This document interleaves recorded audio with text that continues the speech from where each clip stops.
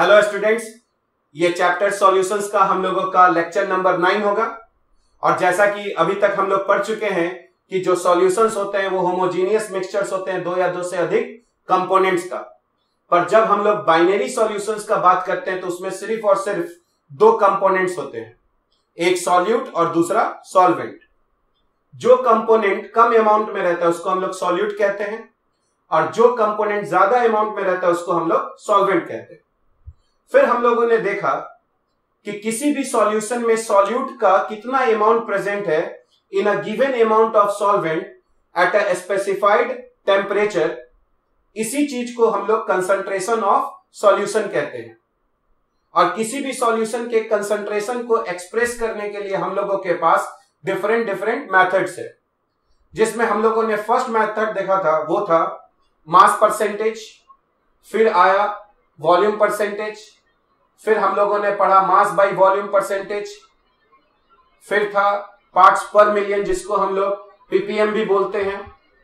उसके बाद हम लोगों ने मोल फ्रैक्शन के बारे में सीखा कि मोल फ्रैक्शन क्या होता है, फिर आया मोलैलिटी, और लास्ट में हम लोगों ने पढ़ा नॉर्मेलिटी। और उसी टॉपिक में हम लोगों ने इक्विवेलेंट वेट क्या होता है या फिर किसी सब्सटेंस का एन फैक्टर कैसे निकालते हैं, इसके बारे में हम लोगों ने सीखा था। आज के इस वीडियो में हम लोग सॉल्युबिलिटी के बारे में पढ़ेंगे। तो सॉल्युबिलिटी क्या होता है इसको हम लोग एक एग्जांपल से समझ सकते हैं। तो सपोज कीजिए हमारे पास एक कंटेनर है और उसमें हम लोगों ने 1 लीटर वाटर लिया हुआ है। तो हमारे पास एक कंटेनर है और उसमें हम लोगों ने 1 लीटर वाटर लिया हुआ है। ये हमारा 1 लीटर वाटर है। अब इसमें हम लोग सॉल्यूट का कुछ अमाउंट हम लोग इसमें मिलाते हैं।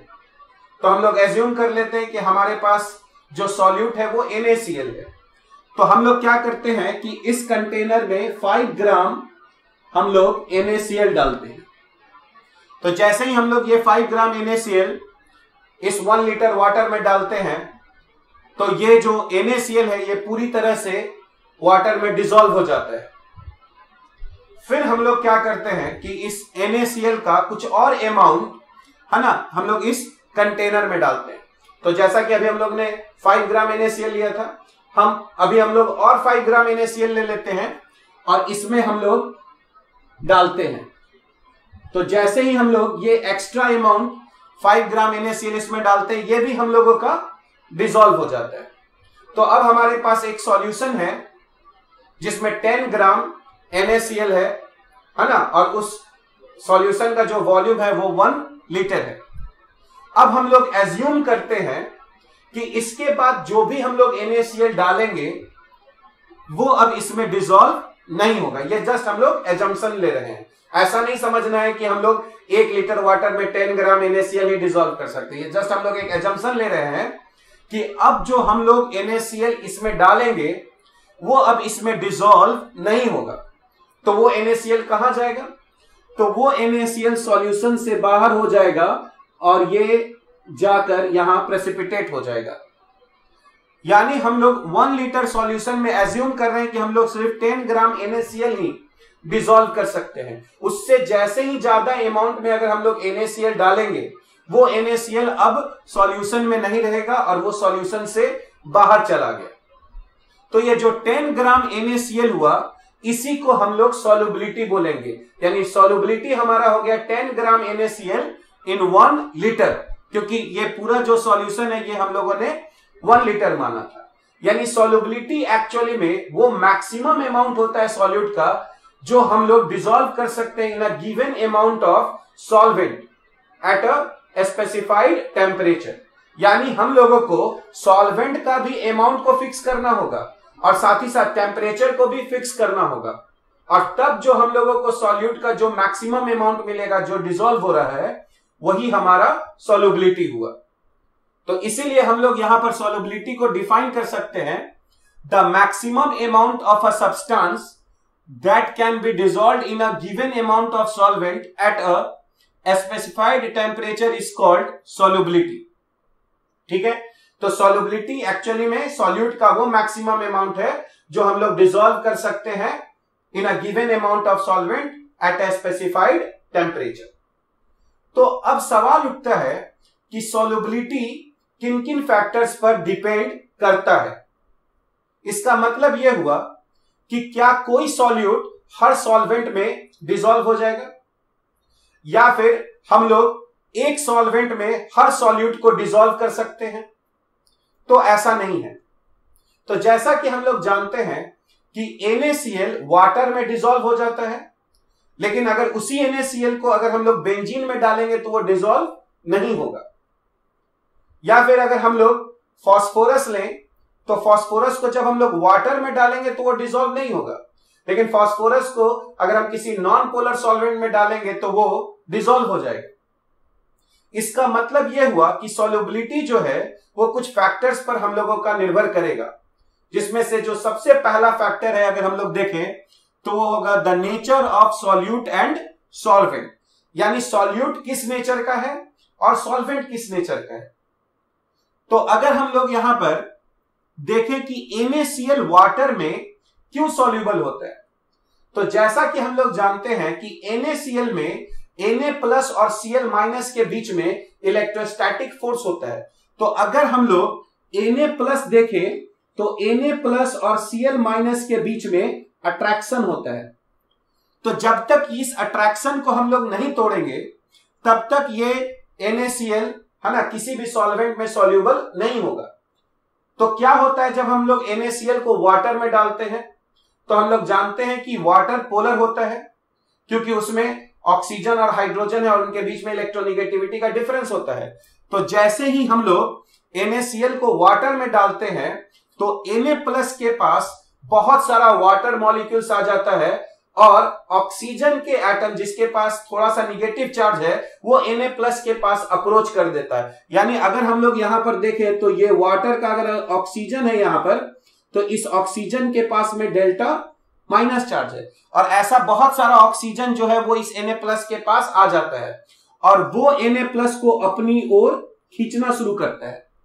उसी तरह जब हम लोग Cl- की तरफ देखेंगे तो यहां पर हम लोगों का बहुत सारा वाटर मॉलिक्यूल्स जो है वो इसके अराउंड आ रहा है और यहां पर हाइड्रोजन पे हम लोग जान रहे हैं कि ये डेल्टा+ है क्योंकि ऑक्सीजन पर डेल्टा- होता है और ये हाइड्रोजन का जो डेल्टा+ है वो इस Cl- को अपनी ओर अट्रैक्ट कर रहा है।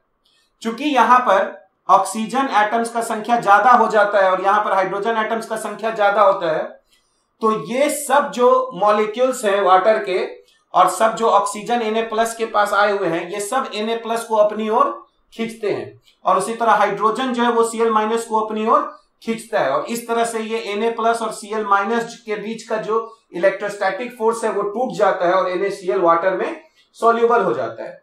यानी कि हम लोग अगर इस अट्रैक्शन को तोड़ना चाहते हैं तो ये अट्रैक्शन भी हमारा पावरफुल होना चाहिए। अगर ये अट्रैक्शन पावरफुल नहीं होगा तो ये इसको तोड़ नहीं पाएगा। इसका मतलब है कि जिस ढंग का फोर्स सॉल्यूट पार्टिकल्स के बीच में लग रहा है उसी ढंग का फोर्स हम लोगों को सॉल्वेंट पार्टिकल्स के बीच में भी लगना चाहिए और सॉल्यूट सॉल्वेंट के बीच में भी लगना चाहिए, जिससे सॉल्वेंट पार्टिकल्स सॉल्यूट पार्टिकल्स के अट्रैक्शन को तोड़ दे और अपने अंदर उसको डिसॉल्व कर ले। और इसीलिए हम लोग कहते हैं लाइक डिसॉल्व्स लाइक, यानी अगर पोलर सॉल्यूट है तो वो पोलर सॉल्वेंट में डिसॉल्व होगा क्योंकि दोनों का इंटरेक्शन सिमिलर नेचर का है। उसी तरह जो नॉन पोलर सॉल्यूट है वो नॉन पोलर सॉल्वेंट में डिसॉल्व होगा क्योंकि फिर उनका जो इंटरेक्शन है वो एक ही तरीके का होगा। तो अगर हम लोग कहें कि सॉल्युबिलिटी के लिए जो सबसे इंपॉर्टेंट क्राइटेरिया है वो है लाइक डिसॉल्व्स लाइक, यानी कि जैसा इंटरेक्शन सॉल्यूट पार्टिकल्स के बीच में है वैसा इंटरेक्शन सॉल्वेंट पार्टिकल्स के बीच में भी होना चाहिए और वैसा इंटरेक्शन सॉल्यूट और सॉल्वेंट पार्टिकल्स के भी बीच में होना चाहिए। तो फर्स्ट फैक्टर हो गया हम लोगों का the nature of solute and solvent. Second जो फैक्टर है वो है टेम्परेचर। तो नॉर्मली जब भी हम लोग किसी सॉलिड को लिक्विड में डिसॉल्व करते हैं और अगर हम लोग टेम्परेचर को राइज करें तो टेम्परेचर को राइज करने से देखा गया कि जो सॉल्युबिलिटी है वो भी बढ़ता है, यानी अब आप ज्यादा अमाउंट ऑफ सॉल्यूट को डिसॉल्व करा सकते हैं। इसीलिए जब हम लोग को सॉल्युबिलिटी बताना है तो हम लोगों को टेम्परेचर को भी स्पेसिफाई करना होगा कि ये जो हम लोग सॉल्यूशन बना रहे हैं वो इस टेम्परेचर पे बना रहे हैं और तब हम लोग को ये सॉल्युबिलिटी मिल रहा है, क्योंकि अगर हम लोग टेम्परेचर चेंज कर देंगे तो सॉल्युबिलिटी भी चेंज हो जाएगा। अब थर्ड जो फैक्टर है वो हम लोगों का प्रेशर है। तो जैसा कि हम लोग जानते हैं कि अगर हम लोग गैस को है ना वाटर में डिसॉल्व करें तो वहां पर हम लोगों को प्रेशर का काम आ जाएगा, क्योंकि जैसे जैसे हम लोग प्रेशर बढ़ाएंगे वैसे वैसे ज्यादा जो गैस है वो वाटर में डिसॉल्व होगा, यानी सॉल्युबिलिटी वहां पर प्रेशर पर भी डिपेंड करेगा। और इसीलिए अगर हम लोग कहेंगे है ना कि फैक्टर्स अफेक्टिंग सॉल्युबिलिटी, तो हम लोग कहेंगे जो सॉल्युबिलिटी है वो डिपेंड्स अपॉन, फर्स्ट हो गया the nature of solute and solvent, और सेकंड जो हो गया वो टेम्परेचर, और तीसरा हमारा हो गया प्रेशर। अब हम लोग देखते हैं कि सॉल्युबिलिटी के आधार पर है ना हम लोग सॉल्यूशन को कितने टाइप्स में हम लोग डिवाइड कर सकते हैं। तो सबसे पहला टाइप जो हम लोग यहां पर देख रहे हैं वो है हम लोगों का सैचुरेटेड सॉल्यूशन। तो सैचुरेटेड सॉल्यूशन क्या होता है? सैचुरेटेड सॉल्यूशन ऐसे सॉल्यूशंस को कहते हैं जिसमें सॉल्यूट का मैक्सिमम अमाउंट डिसॉल्व है, यानी अब आप उसमें उससे ज्यादा सॉल्यूट का अमाउंट डिसॉल्व नहीं कर सकते हैं। जैसा कि हम लोग यहां पर एज्यूम कर रहे हैं कि हम लोग 1 लीटर वाटर में 10 ग्राम NaCl ही डिसॉल्व कर सकते हैं। तो अगर कोई ऐसा सॉल्यूशन हम लोग बना रहे हैं जिसमें सॉल्यूट का मैक्सिमम अमाउंट डिसॉल्व है, आप उससे ज्यादा डिसॉल्व नहीं कर सकते हैं, तो ऐसे ही सॉल्यूशन को हम लोग सैचुरेटेड सॉल्यूशन कहते हैं। तो अगर यहां पर 10 ग्राम NaCl है तो हम लोग कहेंगे कि यह सॉल्यूशन सैचुरेटेड है। क्या होगा अगर इस सॉल्यूशन में हम लोग 10 ग्राम NaCl के जगह 6 ग्राम NaCl अगर हम लोग डाले रहते तो, यानी हम लोग अभी भी 4 ग्राम और NaCl इसमें ऐड कर सकते हैं। तो ऐसे सॉल्यूशंस जिसमें आप और भी सॉल्यूट को ऐड कर सकते हैं, वैसे सॉल्यूशंस को हम लोग अनसैचुरेटेड सॉल्यूशन कहते हैं। तो अनसैचुरेटेड सॉल्यूशंस का मतलब है कि सॉल्यूट का और भी अमाउंट इसमें अभी डिसॉल्व किया जा सकता है। इसीलिए अगर हम लोग यहां पर फर्स्ट टाइप के सॉल्यूशन को देखें, सैचुरेटेड सॉल्यूशन, तो हम लोग उसको डिफाइन कर सकते हैं, a solution in which no more solute can be dissolved at the same temperature and pressure is called a saturated solution। यानी सैचुरेटेड सॉल्यूशन वैसे सॉल्यूशंस को कहेंगे जिसमें अब हम लोग उससे ज्यादा सॉल्यूट को डिसॉल्व नहीं कर सकते हैं। यानी जब सॉल्यूशन सैचुरेटेड हो जाता है तो क्या होता है, तो हम लोग कहेंगे कि जो सॉल्यूट और सॉल्वेंट है वो सॉल्यूशन के साथ डायनेमिक इक्विलिब्रियम में आ जाता है। इसका मतलब है कि सॉल्यूट सॉल्वेंट में डिसॉल्व होकर सॉल्यूशन बना रहा है, और उसी प्रोसेस को हम लोग डिसॉल्यूशन कह रहे हैं। ठीक है, और साथ ही साथ जो सॉल्यूट सॉल्यूशन में प्रेजेंट है वो सॉल्यूट उस सॉल्यूशन से बाहर जा रहा है, यानी सॉल्यूशन जो है वो वापस से कन्वर्ट हो रहा है किसमें, सॉल्यूट प्लस सॉल्वेंट में, और इस प्रोसेस को हम लोग क्रिस्टलाइजेशन कहते हैं। यानी अगर सॉल्यूट डिसॉल्व हो रहा है तो उसको डिसॉल्यूशन कहेंगे, अगर सॉल्यूट सॉल्यूशन से बाहर जा रहा है तो उसको हम लोग क्रिस्टलाइजेशन कहते हैं। और जब सॉल्यूशन सैचुरेटेड होता है तो उसमें क्या होता है कि जो सॉल्यूट यहां पर डिसॉल्व रहता है वो प्रेसिपिटेट भी हो रहा है, और जो सॉल्यूट यहां पर है जो प्रेसिपिटेटेड स्टेट में है वो फिर डिसॉल्व भी हो रहा है, यानी हमारा डिसॉल्यूशन भी हो रहा है और प्रेसिपिटेशन भी हो रहा है या क्रिस्टलाइजेशन भी हो रहा है, और ये दोनों प्रोसेस एक ही रेट से हो रहा है। यानी जब सॉल्यूशन सैचुरेटेड होते हैं तो डिसॉल्यूशन और क्रिस्टलाइजेशन दोनों प्रोसेस एक साथ होता है और एक ही रेट से होता है। यानी ये सॉल्यूट और सॉल्वेंट सॉल्यूशन के साथ डायनेमिक इक्विलिब्रियम में आ जाते हैं। तो इस स्टेट में जब आ जाएगा कोई भी सॉल्यूशन तो हम लोग कहेंगे कि वो सॉल्यूशन सैचुरेटेड सॉल्यूशन है। यानी जिस रेट से डिसॉल्यूशन हो रहा है, यानी जिस रेट से सॉल्यूट डिसॉल्व हो रहा है, उसी रेट से सॉल्यूट बाहर भी आ रहा है, तो उसी को हम लोग है ना सैचुरेटेड सॉल्यूशन कहते हैं।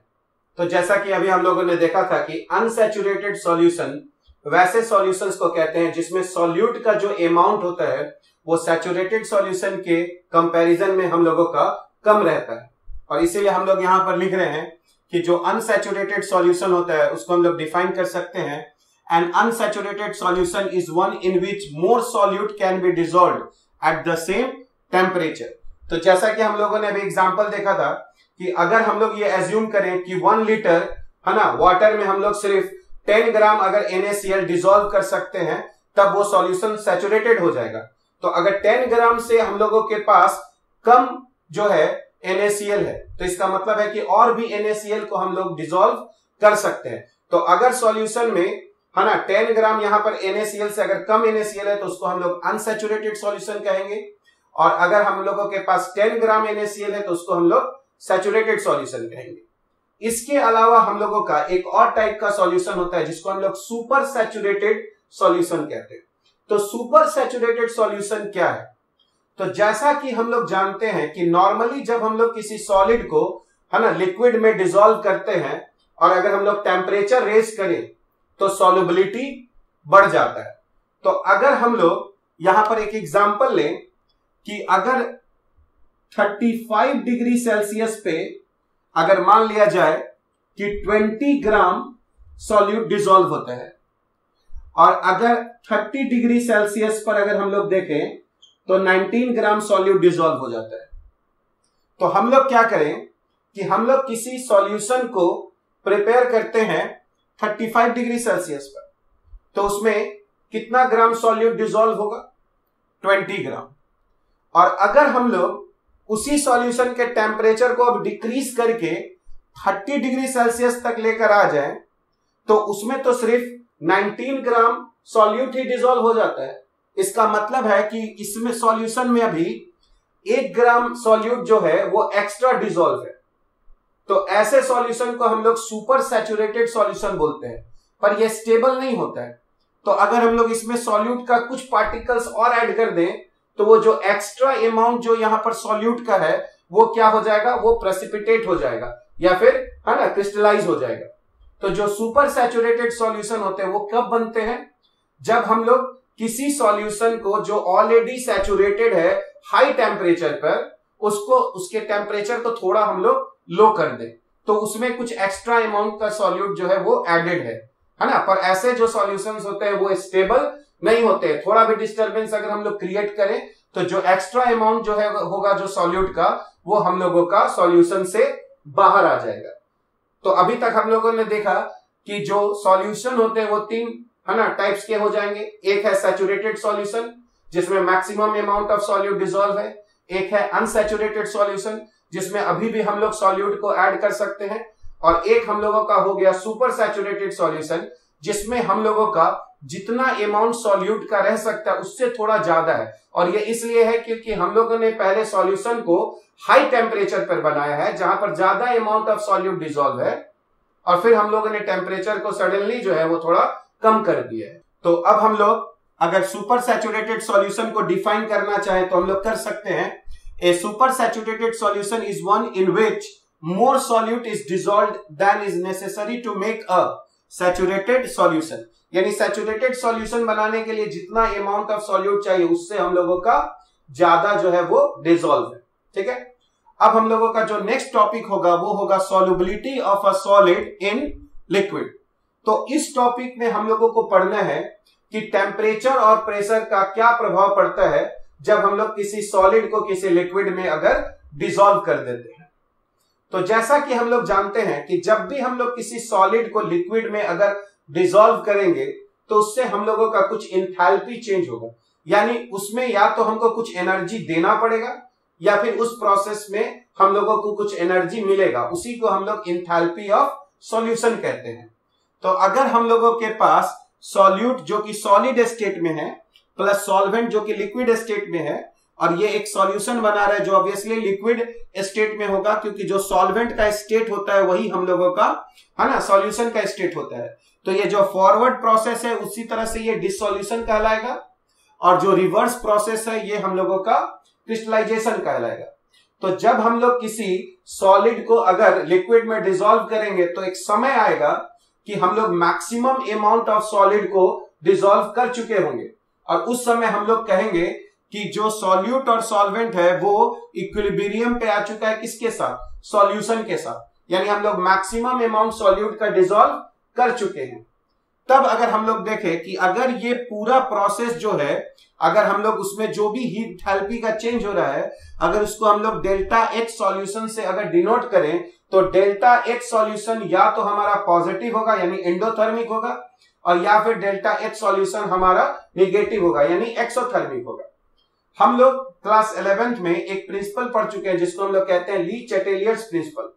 ये प्रिंसिपल कहता है कि अगर कोई प्रोसेस इंडोथर्मिक होता है, अगर कोई प्रोसेस इंडोथर्मिक होता है यानी उस प्रोसेस में अगर हम लोगों को हीट देना पड़ रहा है, तो जैसे ही हम लोग टेम्परेचर बढ़ाएंगे वो रिएक्शन फॉरवर्ड डायरेक्शन में शिफ्ट हो जाएगा। यानी अगर ये जो हम सॉल्यूशन बना रहे हैं, अगर डेल्टा एच सॉल्यूशन हमारा पॉजिटिव हो गया, तो जैसे ही हम लोग टेम्परेचर बढ़ाएंगे ये पूरा प्रोसेस फॉरवर्ड है ना, ये पूरा जो प्रोसेस है ये हमारा फॉरवर्ड डायरेक्शन में शिफ्ट हो जाएगा। यानी ज्यादा से ज्यादा अमाउंट जो सॉल्यूट का होगा वो सॉल्वेंट में डिसॉल्व होगा, यानी हमारा सॉल्युबिलिटी जो है वो बढ़ेगा। यानी अगर डेल्टा एच सॉल्यूशन पॉजिटिव है तो टेम्परेचर बढ़ाने से सॉल्युबिलिटी बढ़ता है। और ये किस प्रिंसिपल पे आधारित है? ली चैटेलियर्स प्रिंसिपल पे, जो कहता है कि अगर हम लोग इक्विलिब्रियम को जब डिस्टर्ब करते हैं तो पूरा रिएक्शन उस डायरेक्शन में शिफ्ट करता है जिससे हम लोग उस इफेक्ट को मिनिमाइज कर पाए। तो अगर हम लोग देख रहे हैं कि यहां पर डेल्टा एच सॉल्यूशन अगर पॉजिटिव है तो इसका मतलब है कि उसको हीट चाहिए, तो जैसे ही हम टेम्परेचर बढ़ाएंगे वो उस हीट को खत्म करना चाहेगा, यानी ये पूरा प्रोसेस फॉरवर्ड डायरेक्शन में शिफ्ट हो जाएगा और इससे हमारा सॉल्युबिलिटी जो है वो बढ़ जाएगा। और इसीलिए हम लोग यहां पर कह रहे हैं इफेक्ट ऑफ टेम्परेचर में क्या, कि इफ डेल्टा एच सॉल्यूशन हमारा क्या है? पॉजिटिव है, तो क्या होगा? तो solubility increases as we increase temperature. और उसी तरह हम लोग कह सकते हैं कि अगर डेल्टा एच सॉल्यूशन हमारा क्या हो जाएगा? नेगेटिव हो जाएगा, तब हम लोग क्या कहेंगे? तो जैसे ही हम लोग टेम्परेचर बढ़ाएंगे पूरा प्रोसेस बैकवर्ड डायरेक्शन में शिफ्ट हो जाएगा, यानी जो भी सॉल्यूट डिसॉल्व है वो सॉल्यूशन से बाहर आ जाएगा, यानी हमारा प्रेसिपिटेशन होना शुरू हो जाएगा और जिससे हम लोगों का जो सॉल्युबिलिटी होगा वो सॉल्युबिलिटी हम लोगों का घट जाएगा। तो जैसा कि अभी हम लोगों ने देखा कि अगर डेल्टा एच सॉल्यूशन निगेटिव हो जाए, यानी अगर प्रोसेस जो है वो अगर एक्सोथर्मिक हो जाए और तब अगर हम लोग टेम्परेचर बढ़ाएंगे, तो अकॉर्डिंग टू ली चैटेलियर प्रिंसिपल जो पूरा प्रोसेस है वो बैकवर्ड डायरेक्शन में शिफ्ट हो जाएगा, यानी जो सॉल्युबिलिटी है वो घटने लगेगा। और इसलिए हम लोग यहां पर लिख सकते हैं कि इफ डेल्टा एच सॉल्यूशन अगर निगेटिव हो जाएगा तो solubility decreases as we increase temperature, क्योंकि एक्सोथर्मिक रिएक्शंस जो हैं वो बैकवर्ड डायरेक्शन में शिफ्ट करते हैं जब हम लोग टेम्परेचर को इंक्रीज करते हैं, और एंडोथर्मिक जो रिएक्शंस होते हैं या प्रोसेस जो होते हैं वो फॉरवर्ड डायरेक्शन में शिफ्ट करते हैं अगर हम लोग टेम्परेचर को इंक्रीज करते हैं। अगर हम लोग इफेक्ट ऑफ प्रेशर अगर हम लोग देखें, यानी अगर हम लोग सॉलिड को लिक्विड में डिसॉल्व किए हैं तो क्या होगा अगर हम लोग प्रेशर को इंक्रीज करें या प्रेशर को डिक्रीज करें? तो प्रेशर का कोई प्रभाव नहीं पड़ेगा, क्योंकि जो सॉलिड और जो लिक्विड दोनों, जो एक सॉल्यूट है और एक सॉल्वेंट है, दोनों इनकम्प्रेसिबल है, क्योंकि ना हम लोग सॉलिड को बहुत ज्यादा कंप्रेस कर सकते हैं और ना ही लिक्विड को, और इसीलिए प्रेशर का है ना कोई खास प्रभाव जो है वो solubility of solid in liquid पर नहीं पड़ता है। और इसलिए हम लोग यहां पर देख सकते हैं कि pressure does not have any significant effect on solubility of solids in liquids. यहां पर ध्यान देना है कि हम लोग solubility of solids in liquids के बारे में बात कर रहे हैं। अगर हम लोग solubility of gases in liquids के बारे में बात करेंगे तो वहां प्रेशर का है ना इफेक्ट आ जाएगा, पर यहां पर हम लोग solubility of solids in liquids देख रहे हैं, है ना, because both are highly incompressible, क्योंकि दोनों जो कंपोनेंट है, जो सॉल्यूट है और जो सॉल्वेंट है, दोनों इनकम्प्रेसिबल है, इसलिए हम लोगों का यहां पर प्रेशर का कोई प्रभाव नहीं पड़ेगा सॉल्युबिलिटी पर। अब हम लोग solubility of gas in liquid देखेंगे। तो जिस तरह से सॉलिड्स जो है वो लिक्विड में डिसॉल्व हो सकता है, उसी तरह गैसेस भी लिक्विड में डिसॉल्व रहते हैं। जो एक्वेटिक एनिमल्स होते हैं, यानी वैसे जानवर जो जल में रहते हैं, वो सांस लेने में यही डिसॉल्व्ड ऑक्सीजन का वो हेल्प लेते हैं। या फिर हम लोग कह सकते हैं कि जो कोल्ड ड्रिंक्स हम लोग पीते हैं उसमें टेस्ट लाने के लिए CO2 गैस जो है वो डिसॉल्व रहता है, यानी गैसेस को भी हम लोग लिक्विड में डिसॉल्व कर सकते हैं। तो हम लोगों को यहां पर पढ़ना है कि प्रेशर या फिर टेम्परेचर का क्या इफेक्ट रहेगा solubility of gas in liquid का। तो यहां पर हम लोग अगर एक एग्जांपल देखें, जैसे कि हमारे पास यहां पर एक कंटेनर है और उस कंटेनर में अगर हम लोग यहां तक देखें तो यहां तक लिक्विड जो है वो भरा हुआ है। इसके ऊपर में जो है वो हम लोग का गैस है और यहां पर सपोज कीजिए ये कंटेनर के ऊपर में एक हम लोग सरफेस से इसको हम लोग क्लोज कर दिए हैं। तो ये हम लोगों का जो है एक पिस्टन हो गया जिससे हम लोग है ना कंटेनर को क्लोज कर दिए हैं और यहां पर हम लोगों का है ना यहां पर हम लोगों के गैस के पार्टिकल्स हैं। यहां पर ये गैस के पार्टिकल्स हैं, ठीक है। और हम लोग ने क्या किया है कि इस पिस्टन के ऊपर में है ना एक हमने ब्लॉक रख दिया जिसका मास कुछ W1 है, यानी हम लोगों ने ऊपर से कुछ प्रेशर लगा दिया है। तो अब क्या होगा, तो जो ये गैस के जो मॉलिक्यूल्स हैं तो कुछ मॉलिक्यूल्स जो हैं वो है ना ये लिक्विड में आने चाहेंगे, यानी कुछ में जो मॉलिक्यूल्स है वो गैस से किस में आना चाहेगा, लिक्विड में आना चाहेगा, जिससे यहां पर है ना गैस के मॉलिक्यूल्स की संख्या बढ़ने लगेगा। और फिर क्या होगा कि जो गैस इसमें डिसॉल्व हो गए हैं वो भी जो है वो बाहर निकलना चाहेगा। यानी यहां पर है ना दोनों बात हो रहा है, जो गैस जो है वो डिसॉल्व भी हो रहा है और जो डिसॉल्व गैस है वो बाहर भी निकल रहा है। तो एक समय आएगा जब दोनों का रेट जो है वो बराबर हो जाएगा, यानी जिस रेट से गैस डिसॉल्व हो रहा होगा उसी रेट से गैस जो है वो सॉल्यूशन से बाहर भी निकल रहा होगा। अब हम लोग देखते हैं कि क्या होगा अगर हम लोग यहां पर पिस्टन पर कुछ और प्रेशर लगा दें, यानी कुछ और जो है ब्लॉक्स हम लोग रख देते हैं तो क्या होगा। तो अगर अब हम लोग यहां पर एक और अगर हम लोग डायग्राम बनाए, ठीक है, तो अब जैसे ही हम लोग और वेट रखेंगे ये पिस्टन नीचे जाएगा। तो अब हम लोग इस पिस्टन को यहां पे ड्रॉ कर देते हैं। तो ये पिस्टन हमारा यहां पर हो गया। जो लिक्विड था, लिक्विड तो यहीं पे रहेगा क्योंकि लिक्विड इनकंप्रेसिबल है। तो अब क्या हुआ, अब यहां पर हम लोगों का वेट जो है पहले अगर W1 था तो अब एक और वेट आ गया W2, है ना। तो हम लोगों ने यहां पर वेट को इंक्रीज कर दिया है। तो ये जो जैसे ही हम लोग ने यहां पर वेट बढ़ाया, प्रेशर अब ज्यादा लगेगा जिससे पिस्टन नीचे आएगा। तो ये जो गैस जितने वॉल्यूम में था वो अब वॉल्यूम कम हो गया। इसका मतलब ये हुआ कि अब यहां पर है ना गैस के जो मॉलिक्यूल्स हैं, अगर हम लोग देखें एक तरह से कि गैस का डेंसिटी बढ़ गया, तो अब जो ये मॉलिक्यूल्स है वो अब अंदर आ रहे हैं यहां पर सॉल्यूशन में, ठीक है।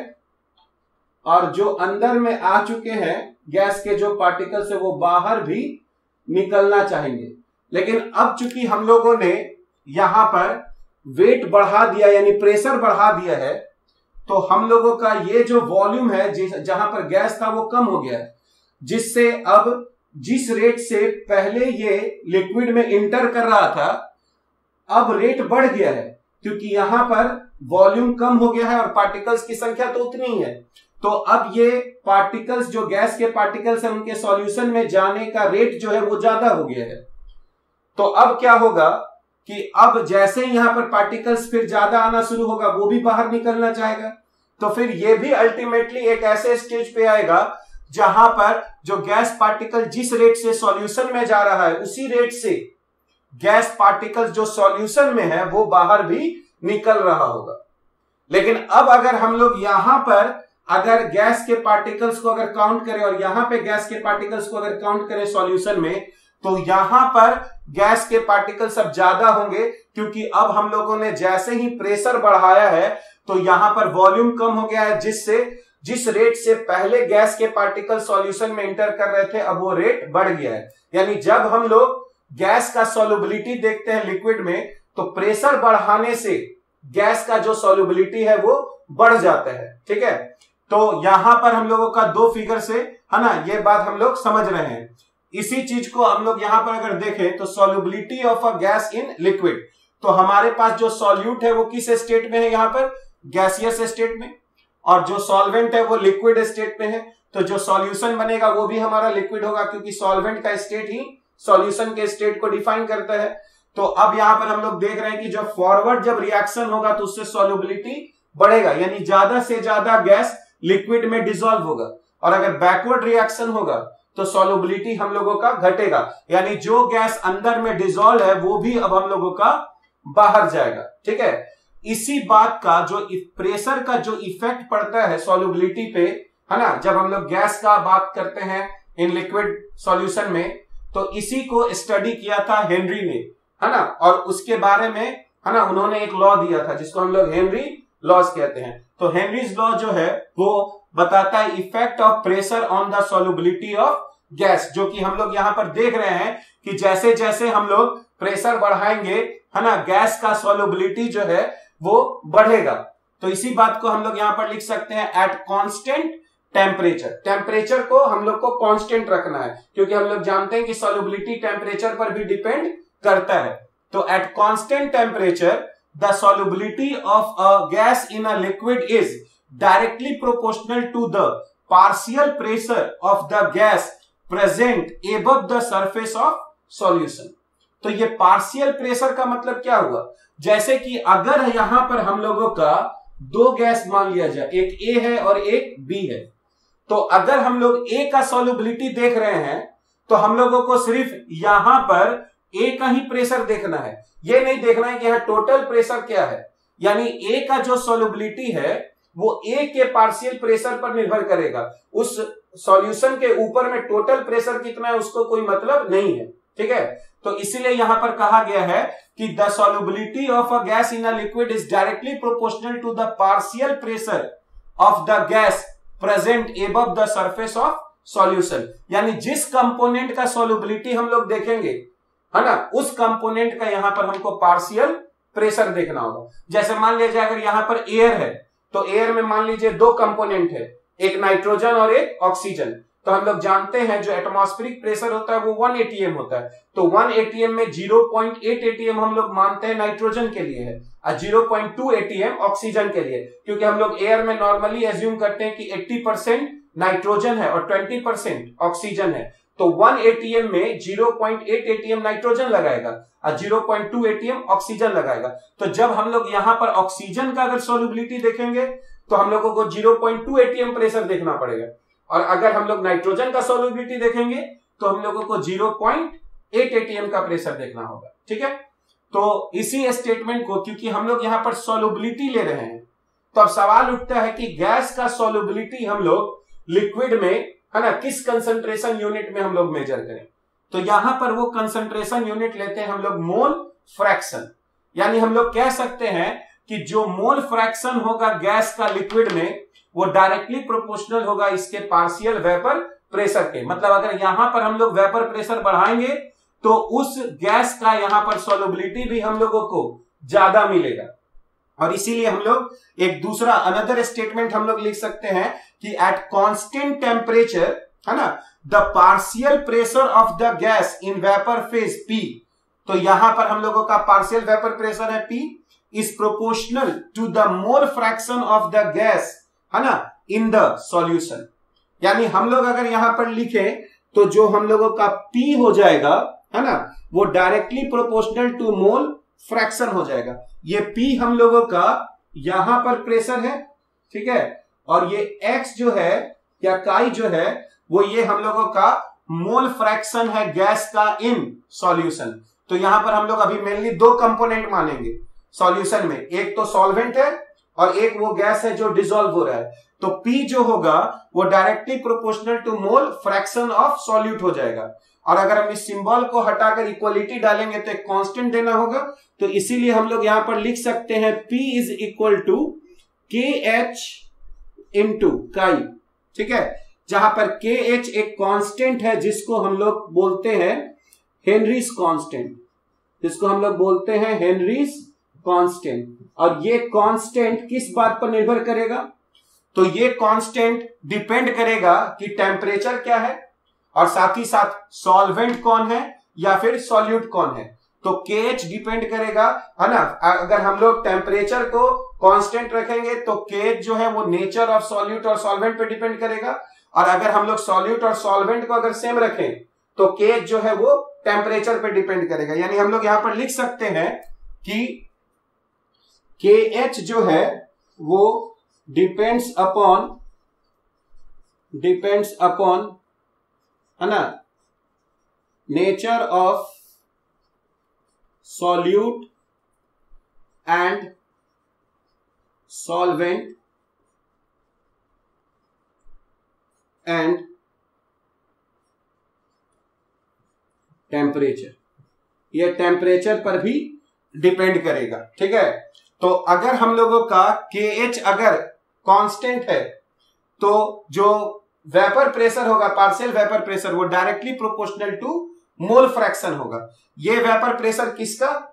उस गैस का जिसका हम लोग सॉल्युबिलिटी देख रहे हैं, और मोल फ्रैक्शन भी क्या किसका? उसी गैस का, है ना। तो ये मोल फ्रैक्शन है गैस का सॉल्यूशन में, और ये हम लोगों का है पार्शियल वेपर प्रेशर उस गैस का, है ना, जिसका हम लोग यहां पर सॉल्युबिलिटी हम लोग देख रहे हैं। तो P is equal to KH into X हो गया। तो अगर हम लोग यहां पर एक ग्राफ बनाए, है ना, vapour pressure, partial vapour pressure और मोल फ्रैक्शन का, तो अगर हम लोग यहां पर एक ग्राफ बनाए, तो अगर हम लोग यहां पर ग्राफ एक बनाए जहां पर हम लोग यहां पर अगर ये पार्शियल वेपर प्रेशर को रखते हैं और यहां पर अगर हम लोग मोल फ्रैक्शन को अगर रखते हैं, तो ये एक स्ट्रेट लाइन हो जाएगा क्योंकि y बराबर mx हो जाएगा। तो ये एक स्ट्रेट लाइन होगा, ये एक स्ट्रेट लाइन होगा जहां पर अगर ये एंगल हमारा थीटा है तो जो KH होगा, जो हेनरीज कांस्टेंट होगा KH, वो हम लोगों का tan थीटा के बराबर हो जाएगा। फॉर ऑक्सीजन और नाइट्रोजन गैस के बारे में अगर हम लोग बात करें तो पाया गया कि जैसे जैसे हम लोग टेम्परेचर बढ़ाते हैं तो KH का वैल्यू जो है वो बढ़ जाता है। यानी हम लोग कह सकते हैं कि for O2 and N2 gas the value of KH increases as we increase temperature.